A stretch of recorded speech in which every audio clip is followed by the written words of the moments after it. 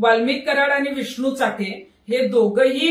दिंडोरीच्या स्वामी समर्थ केंद्रात जो आश्रम अण्णा मोरेंचा आहे, अण्णा मोरेंच्या आश्रमात ते मुक्कामाला होते आणि सीआयडीचं पथक जेव्हा 27 डिसेंबरला आलं तेव्हा तिथले सीसीटीव्ही आणि डीव्हीआर त्यांनी जप्त केलेत। केंद्राचं असं म्हणणं आहे की तो फक्त तिथे सप्ताहाच्या दिवशी दर्शनाला आला होता, परंतु मला हेही सांगायचंय की सीआयडीचं पथक जेव्हा आलं तेव्हा अण्णा मोरे आणि त्यांच्या मुलांनी स्वामी समर्थ सेवा केंद्र क्रमांक 1 चे सीसीटीव्ही त्यांना दाखवले, परंतु तिथूनच 200 मीटर अंतरावर जिथे स्वामी समर्थ सेवा केंद्र 2 आहे आणि तिथं 20च्या वर भक्त निवासांच्या खोल्या आहेत, त्या खोल्यामध्ये जे आहे ते अण्णा मोरे आणि त्यांच्या मुलांनी मिळून